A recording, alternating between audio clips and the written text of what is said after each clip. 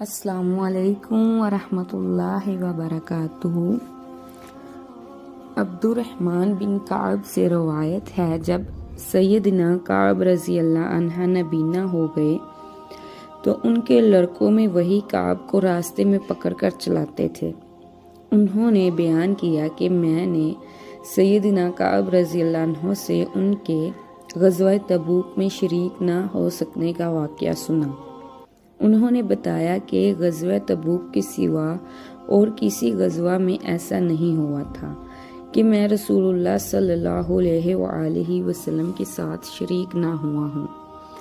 البتہ غزوہ بدر میں بھی شریک نہیں ہوا تھا، لیکن جو لوگ غزوہ بدر میں شریک نہیں ہو سکے تھے ان کے متعلق رسول اللہ صلی اللہ علیہ وآلہ وسلم نے کسی قسم کی خفگی کا اظہار نہیں فرمایا تھا، کیونکہ آپ صلی اللہ علیہ وآلہ وسلم اس موقع پر صرف قریش کے قافلے کی تلاش میں نکلے تھے، لیکن اللہ تعالیٰ کے حکم سے کسی پہلی تیاری کے بغیر آپ صلی اللہ علیہ وآلہ وسلم کی دشمنوں سے ٹکر ہو گئی اور میں لیلہ عقبہ میں رسول اللہ صلی اللہ علیہ وآلہ وسلم کی خدمت میں حاضر ہوا۔ یہ وہی رات ہے جس میں ہم نے اسلام کے لیے عہد کیا تھا اور مجھے یہ غزوہ بدر سے بھی زیادہ عزیز ہے، اگرچہ بدر کا لوگوں کی زبانوں پر چرچا زیادہ ہے۔ میرا واقعہ یہ ہے کہ میں کبھی اپنی زندگی میں اتنا قوی اور اتنا صاحب مال نہیں ہوا تھا جتنا اس موقع پر تھا، جبکہ میں رسول اللہ صلی اللہ علیہ وآلہ وسلم کے ساتھ تبوک کے غزوے میں شریک نہیں ہو سکا تھا۔ خدا کی قسم اس سے پہلے کبھی بھی میرے پاس 2 اونٹ جمع نہیں ہوئے تھے، لیکن اس موقع پر میرے پاس 2 اونٹ موجود تھے۔ رسول اللہ صلی اللہ علیہ وآلہ وسلم جب کبھی کسی غزوے میں تشریف لے جاتے تو آپ صلی اللہ علیہ وآلہ وسلم اس کے لیے ذومعنی الفاظ استعمال کیا کرتے تھے، لیکن اس غزوے کا جب موقع آیا تو گرمی بڑی سخت تھی، سفر بھی بہت لمبا تھا، بیابانی راستہ اور دشمن کی فوج کی کثرت تعداد، تمام مشکلات سامنے تھیں۔ اس لیے رسول اللہ صلی اللہ علیہ وآلہ وسلم نے مسلمانوں سے اس غزوے کے متعلق بہت تفصیل کے ساتھ بتا دیا تھا تاکہ اس کے متعلق پوری طرح سے تیاری کر لیں۔ آپ صلی اللہ علیہ وآلہ وسلم نے اس سمت کی بھی نشاندہی کر دی جہاں سے آپ کا جانے کا ارادہ تھا۔ مسلمان بھی آپ صلی اللہ علیہ وآلہ وسلم کے ساتھ بہت تھے، اتنے کہ کسی رجسٹر میں سب مسلمانوں کا نام لکھنا بہت مشکل تھا۔ سیدنا کعب رضی اللہ عنہ نے بیان کیا کہ کوئی بھی شخص اگر اس غزوے میں شریک نہ ہونا چاہتا تو وہ یہ خیال کر سکتا تھا کہ اس کی غیر حاضری کا کسی کو پتہ نہیں چلے گا سوائے اس کے کہ اس کے متعلق وحی نازل ہو۔ رسول اللہ صلی اللہ علیہ وآلہ وسلم جب اس غزوے کے لیے تشریف لے جا رہے تھے تو پھل پکنے کا زمانہ تھا اور سایہ میں بیٹھ کر لوگ آرام کر رہے تھے۔ رسول اللہ صلی اللہ علیہ وآلہ وسلم بھی تیاریوں میں مصروف تھے اور آپ کے ساتھ مسلمان بھی، لیکن روزانہ سوچا کرتا تھا کہ کل سے میں بھی تیاری کروں گا، اور اس طرح ہر روز اسے ٹالتا رہا۔ مجھے اس کا یقین تھا کہ میں تیاری کر لوں گا، مجھے آسانیاں میسر ہیں۔ یوں ہی وقت گزرتا رہا اور آخر لوگوں نے اپنی تیاریاں مکمل بھی کر لیں اور رسول اللہ صلی اللہ علیہ وآلہ وسلم مسلمانوں کو ساتھ لے کر روانہ بھی ہو گئے۔ اس وقت تک میں نے کوئی تیاری نہیں کی تھی۔ اس وقت بھی میں نے اپنے دل کو یہی کہہ کر سمجھا لیا تھا کہ کل یا پرسوں تک تیاری کر لوں گا اور پھر لشکر سے جا ملوں گا۔ کوچ کے بعد دوسرے دن میں نے تیاری کے لیے سوچا، لیکن اس دن بھی کوئی تیاری نہیں کی۔ یوں ہی وقت گزر گیا اور اسلامی لشکر بہت آگے بڑھ گیا۔ غزوے میں شرکت میرے لیے بہت دور کی بات ہو گئی اور میں یہی ارادہ کرتا رہا کہ یہاں سے چل کر انہیں پا لوں گا۔ کاش میں نے ایسا کر لیا ہوتا، لیکن یہ میرے نصیب میں نہیں تھا۔ رسول صلی اللہ علیہ وآلہ وسلم کے تشریف لے جانے کے بعد جب میں باہر نکلتا تو مجھے بڑا رنج ہوتا، کیونکہ یہاں تو وہ لوگ نظر آتے جن کے چہروں سے نفاق ٹپکتا تھا، یا پھر وہ لوگ جنہیں اللہ تعالیٰ نے معذور اور ضعیف قرار دیا تھا۔ رسول اللہ صلی اللہ علیہ وآلہ وسلم نے میرے بارے میں کسی سے کچھ نہیں پوچھا تھا، لیکن جب آپ صلی اللہ علیہ وآلہ وسلم تبوک پہنچ گئے تو وہیں ایک مجلس میں آپ صلی اللہ علیہ وآلہ وسلم نے دریافت فرمایا کہ کعب نے کیا کیا۔ بنو سلمہ کے ایک صاحب نے کہا کہ یا رسول اللہ صلی اللہ علیہ وآلہ وسلم، اس کے غرور نے اسے آنے نہیں دیا، وہ حسن و جمال اور لباس میں اترا کر رہ گیا۔ اس پر سیدنا معاذ بن جبل رضی اللہ عنہ نے کہا، تم نے بڑی بات کہی یا رسول اللہ صلی اللہ علیہ وآلہ وسلم، خدا کی قسم ہمیں ان کے متعلق خیر کے سوا اور کچھ معلوم نہیں۔ رسول اللہ صلی اللہ علیہ وآلہ وسلم نے کچھ نہیں فرمایا۔ سیدنا کعب بن مالک رضی اللہ عنہ نے بیان کیا کہ جب مجھے معلوم ہوا کہ رسول اللہ صلی اللہ علیہ وآلہ وسلم واپس تشریف لا رہے ہیں تو اب مجھے فکر سوار ہوئی اور میرا ذہن کوئی ایسا جھوٹا بہانہ تلاش کرنے لگا کہ جس سے میں کل رسول اللہ صلی اللہ علیہ وآلہ وسلم کی خفگی سے بچ سکوں۔ اپنے گھر کے ہر عقل مند آدمی سے اس کے متعلق میں نے مشورہ لیا، لیکن جب مجھے معلوم ہوا کہ رسول اللہ صلی اللہ علیہ وآلہ وسلم مدینہ سے بالکل قریب آ چکے ہیں تو غلط خیالات میرے ذہن سے نکل گئے اور مجھے یقین ہو گیا کہ اس معاملے میں جھوٹ بول کر میں اپنے آپ کو کسی طرح محفوظ نہیں کر سکتا۔ چنانچہ میں نے پختہ بات کرنے کا ارادہ کر لیا۔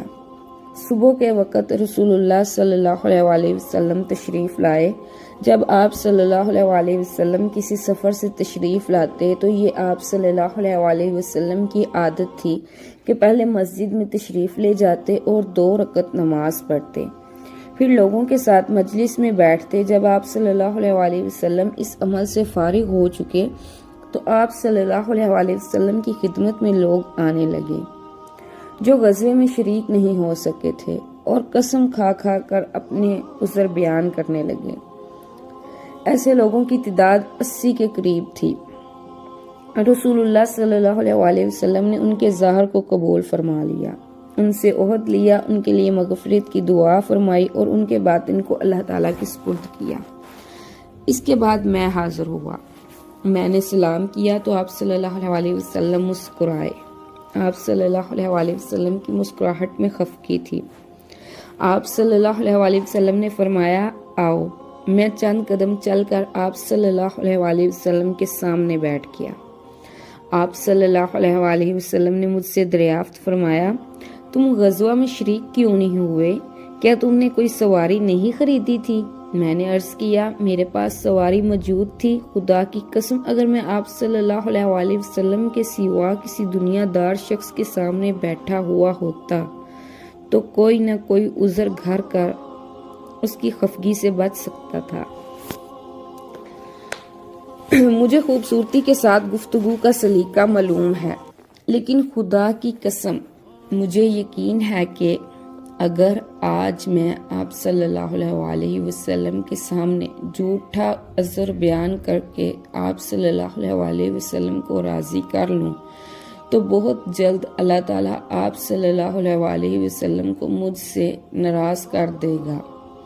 اس کی بجائے اگر میں آپ صلی اللہ علیہ وآلہ وسلم سے سچی بات بیان کر دوں تو یقیناً آپ صلی اللہ علیہ وآلہ وسلم کو میری طرف سے خفگی ہوگی، لیکن اللہ تعالیٰ سے مجھے معافی کی پوری امید ہے۔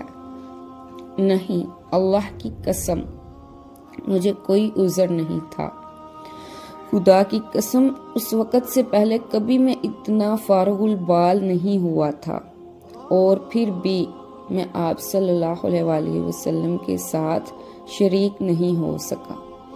رسول اللہ صلی اللہ علیہ وآلہ وسلم نے فرمایا، انہوں نے سچی بات فرما دی، اچھا اب جاؤ، یہاں تک کہ اللہ تعالیٰ تمہارے بارے میں خود کوئی فیصلہ کر دے۔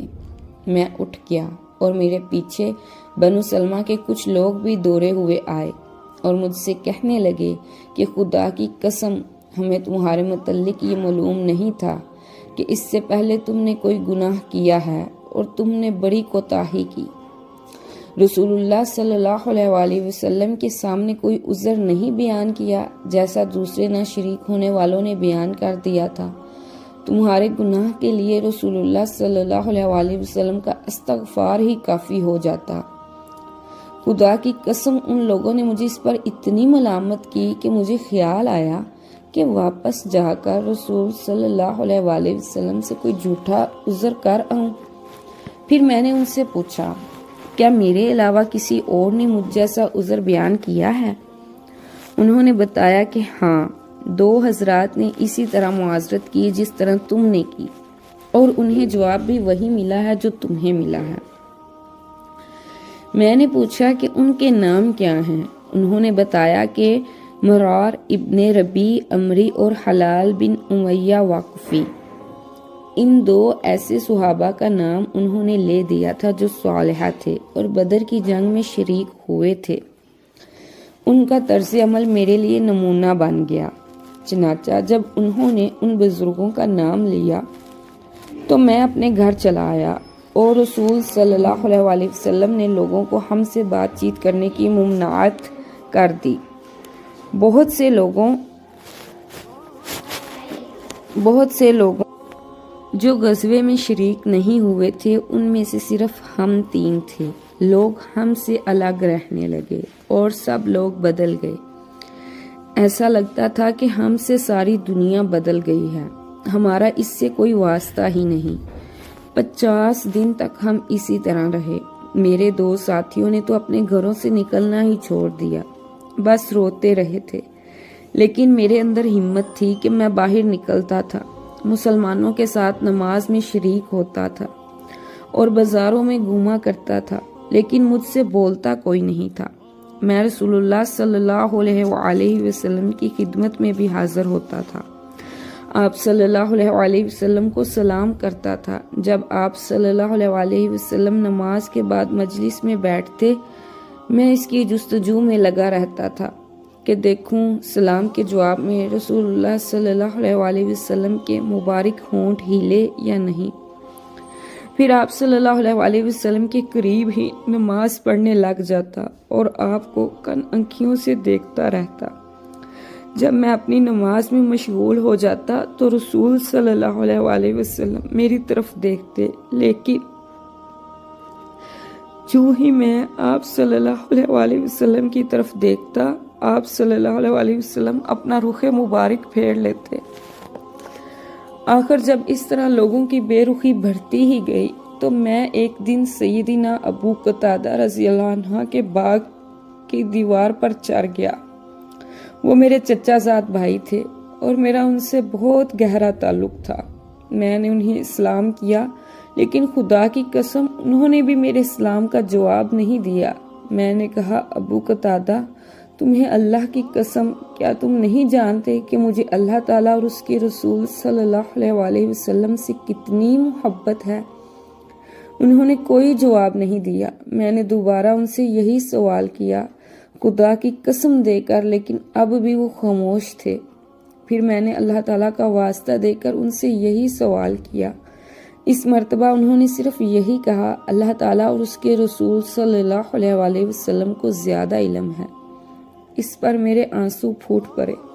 میں واپس چلا آیا اور دیوار پر چڑھ کر نیچے باہر اتر آیا۔ انہوں نے بیان کیا، ایک دن میں مدینہ کے بازار میں جا رہا تھا کہ شام کا ایک کاشتکار جو غلہ بیچنے مدینہ آیا تھا پوچھ رہا تھا کہ کعب بن مالک رضی اللہ عنہ کہاں رہتے ہیں۔ لوگوں نے میری طرف اشارہ کیا تو وہ میرے پاس آیا اور ملک غسان کا ایک خط مجھے دیا۔ اس خط میں یہ تحریر تھا، اما بعد مجھے معلوم ہوا کہ تمہارے صاحب یعنی رسول صلی اللہ علیہ وسلم تمہارے ساتھ زیادتی کرنے لگے ہیں۔ اللہ تعالیٰ نے تمہیں کوئی ذلیل پیدا نہیں کیا کہ تمہارا حق ضائع کیا جائے۔ تم ہمارے پاس آ جاؤ، ہم تمہارے ساتھ بہتر سلوک کریں گے۔ جب میں نے یہ خط پڑھا تو میں نے کہا، یہ ایک امتحان آ گیا ہے۔ میں نے اس خط کو تنور میں جلا دیا۔ ان 50 دنوں میں سے جب 40 دن گزر گئے تو رسول اللہ صلی اللہ علیہ وسلم کے ایلچی میرے پاس آئے اور کہا کہ رسول اللہ صلی اللہ علیہ وسلم نے تمہیں حکم دیا ہے کہ اپنی بیوی کے قریب نہ جاؤ۔ میں نے پوچھا، میں اسے طلاق دے دوں یا پھر مجھے کیا کرنا چاہیے؟ انہوں نے بتایا کہ نہیں، صرف ان سے جدا رہو، ان کے قریب نہ جاؤ۔ میرے دونوں ساتھیوں کو جنہوں نے میری طرح معذرت کی تھی، انہیں بھی یہی حکم آپ صلی اللہ علیہ وسلم نے بھیجا۔ میں نے اپنی بیوی سے کہا اب اپنے میکے چلی جاؤ اور اس وقت تک وہیں رہو جب تک اللہ تعالیٰ اس معاملے کا کوئی فیصلہ نہ کر دے۔ سیدنا کعب رضی اللہ عنہ نے بیان کیا کہ حلال بن امیہ جن کا مقاطعہ ہوا تھا کی بیوی رسول اللہ صلی اللہ علیہ وسلم کی خدمت میں حاضر ہوئی اور عرض کی یا رسول اللہ صلی اللہ علیہ وسلم، سیدنا ہلال بن امیہ رضی اللہ عنہ بہت ہی برے اور کمزور ہیں، ان کے پاس کوئی خادم بھی نہیں ہے، کیا میں ان کی خدمت کر دیا کروں؟ تو آپ صلی اللہ علیہ وسلم ناپسند فرمائیں گے۔ رسول اللہ صلی اللہ علیہ وسلم نے فرمایا صرف وہ تم سے صحبت نہ کرے۔ انہوں نے عرض کی خدا کی قسم وہ تو حرکت بھی نہیں کر سکتے، جب سے یہ خفگی ان پر ہوئی ہے وہ دن ہے اور آج کا دن ہے، ان کے آنسو تھمنے میں نہیں آتے۔ میرے گھر کے بعض لوگوں نے کہا جس طرح سیدنا حلال بن امیہ رضی اللہ عنہ کی بیوی کو ان کی خدمت کرتے رہنے کی اجازت رسول اللہ صلی اللہ علیہ وسلم نے دے دی ہے، آپ بھی اسی طرح کی اجازت رسول اللہ صلی اللہ علیہ وسلم سے لے لیجئے۔ میں نے کہا نہیں، خدا کی قسم میں اس کی اجازت نہیں لوں گا، میں جوان ہوں، پتہ نہیں جب میں رسول اللہ صلی اللہ علیہ وسلم سے اجازت لینے جاؤں تو رسول اللہ صلی اللہ علیہ وسلم کیا فرمائیں۔ اس طرح 10 دن اور گزر گئے۔ جب سے رسول اللہ صلی اللہ علیہ وسلم نے ہم سے بات چیت کرنے کی ممنوعات فرمائی تھی، اس کے 50 دن پورے ہو گئے۔ 50ویں رات کی صبح کو جب میں فجر کی نماز پڑھ چکا اور اپنے گھر کی چھت پر بیٹھا ہوا تھا، اس طرح جیسا کہ اللہ تعالیٰ نے ذکر کیا ہے، میرا دم گھٹا جا رہا تھا اور زمین تمام وسعتوں کے باوجود میرے لیے تنگ ہوتی جا رہی تھی کہ میں نے ایک پکارنے والے کی آواز سنی۔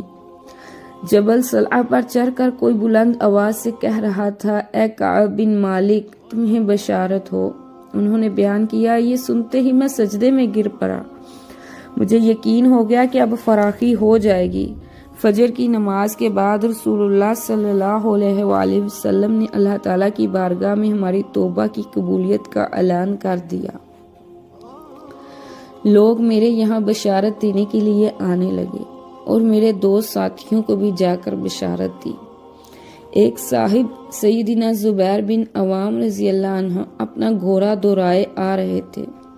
ادھر قبیلہ اسلم کے ایک صحابی نے پہاڑی پر چڑھ کر آواز دی۔ آواز گھوڑے سے زیادہ تیز تھی۔ جن صحابی نے صلعہ پہاڑی پر سے آواز دی تھی، جب وہ میرے پاس بشارت دینے آئے تو اپنے دونوں کپڑے اتار کر اس بشارت کی خوشی میں نے انہیں دے دیے۔ خدا کی قسم اس وقت ان 2 کپڑوں کے سوا دینے کے لائق اور میرے پاس کوئی چیز نہیں تھی۔ پھر میں نے سیدنا ابو قتادہ رضی اللہ عنہ سے 2 کپڑے مانگ کر پہنے اور رسول اللہ صلی اللہ علیہ وسلم کی خدمت میں حاضر ہوا۔ جوک در جوک لوگ مجھ سے ملاقات کرتے جاتے تھے اور مجھے توبہ کی قبولیت پر بشارت دیتے جاتے تھے۔ کہتے تھے اللہ تعالیٰ کی بارگاہ میں توبہ کی قبولیت مبارک ہو۔ سیدنا کعب رضی اللہ عنہ نے کہا، آخر میں مسجد میں داخل ہوا۔ رسول اللہ صلی اللہ علیہ وسلم تشریف رکھتے تھے۔ چاروں طرف صحابہ کا مجمع تھا۔ سیدنا طلحہ بن عبید رضی اللہ عنہ دوڑ کر میری طرف بھرے اور مجھ سے مصافحہ کیا اور مبارکباد دی۔ خدا کی قسم وہاں موجود تمام مہاجرین میں سے کوئی بھی ان کے سوا میرے آنے پر کھڑا نہیں ہوا۔ طلحہ کا یہ احسان میں کبھی نہیں بھولوں گا۔ سیدنا کعب رضی اللہ عنہ نے بیان کیا کہ جب میں نے رسول اللہ صلی اللہ علیہ وسلم کو سلام کیا تو آپ صلی اللہ علیہ وسلم نے فرمایا، اس مبارک دن کے لیے تمہیں بشارت ہو جو تمہاری عمر کا سب سے مبارک دن ہے۔ انہوں نے بیان کیا کہ میں نے عرض کیا، یا رسول اللہ، یہ بشارت آپ صلی اللہ علیہ وسلم کی طرف سے ہے یا اللہ تعالیٰ کی طرف سے؟ فرمایا نہیں۔ بلکہ اللہ تعالیٰ کی طرف سے رسول اللہ صلی اللہ علیہ وسلم جب کسی بات پر خوش ہوتے تو چہرہ مبارک روشن ہو جاتا، ایسا جیسے چاند کا ٹکڑا ہو۔ آپ صلی اللہ علیہ وسلم کی مسرت ہم چہرہ مبارک سے سمجھتے تھے۔ پھر جب میں آپ صلی اللہ علیہ وسلم کے سامنے بیٹھ گیا تو عرض کیا، یا رسول اللہ صلی اللہ علیہ وسلم، اپنی توبہ کی قبولیت کی خوشی میں اپنا مال اللہ کی راہ میں صدقہ کر دوں؟ آپ صلی اللہ علیہ وسلم نے فرمایا، کچھ مال اپنے پاس بھی رکھ لو، یہ زیادہ بہتر ہے۔ میں نے عرض کیا، پھر خیبر کا حصہ اپنے پاس رکھ لوں گا۔ پھر میں نے عرض کیا، یا رسول اللہ صلی اللہ علیہ وسلم، اللہ تعالیٰ نے مجھے سچ بولنے کی وجہ سے نجات دی۔ اب میں اپنی توبہ کی خوشی میں یہ عہد کرتا ہوں کہ جب تک زندہ رہوں گا سچ کے سوا اور کوئی بات زبان پر نہ لاؤں گا۔ پھر خدا کی قسم، جب سے میں نے رسول اللہ صلی اللہ علیہ وسلم کے سامنے یہ عہد کیا کہ میں کسی ایسے مسلمان کو نہیں جانتا جسے اللہ تعالیٰ نے سچ بولنے کی وجہ سے اتنا نوازا ہو جتنی نوازشات اس کی مجھ پر سچ بولنے کی وجہ سے ہیں، جب سے میں نے رسول اللہ صلی اللہ علیہ وسلم کے سامنے یہ عہد کیا، پھر آج تک کبھی جھوٹ کا ارادہ نہیں کیا، اور مجھے امید ہے کہ اللہ تعالیٰ باقی زندگی میں بھی مجھے اس سے محفوظ رکھے گا۔ اور اللہ تعالیٰ نے اپنے رسول صلی اللہ علیہ وسلم پر ہمارے بارے میں یہ آیت نازل کی تھی، بلا شبہ یقیناً اللہ تعالیٰ نے نبی پر مہربانی کے ساتھ توجہ فرمائی۔ اس کے ارشاد کونوا مع الصادقین تک، خدا کی قسم اللہ تعالیٰ کی طرف سے اسلام کی ہدایات کے بعد میری نظر میں رسول اللہ صلی اللہ علیہ وسلم کے سامنے اس سچ بولنے سے بھر کر اللہ تعالیٰ کا مجھ پر اور کوئی انعام نہیں ہوا کہ میں نے جھوٹ نہیں بولا، اور اس طرح اپنے آپ کو ہلاک نہیں کیا جیسا کہ جھوٹ بولنے والے ہلاک ہو گئے تھے۔ نزول وحی کے زمانے میں جھوٹ بولنے والوں پر اللہ تعالیٰ نے اتنی شدید وعید فرمائی جتنی شدید کسی دوسرے کے لیے نہیں فرمائی۔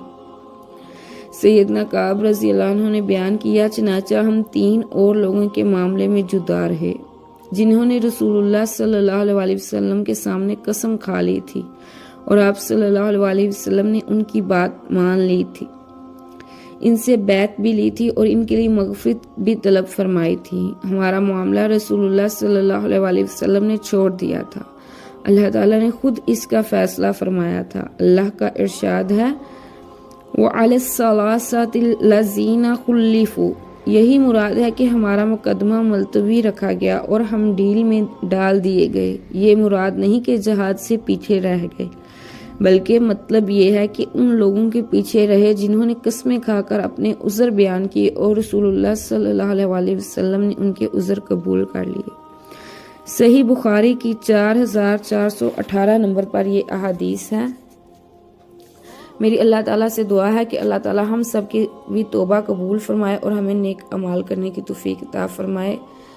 اب چینل پر نئے ہیں تو چینل کو لائک سبسکرائب ضرور کیجیے گا اور بیل آئیکن پر کلک بھی کر دیجیے گا تاکہ میری آنے والی ہر نئی ویڈیو جو احادیث رسول اور قرآن و سنت پر مشتمل ہوگی آپ تک پہنچتی رہے اور آپ اللہ اور اس کے رسول کی باتوں سے مستفید ہوتے رہیں۔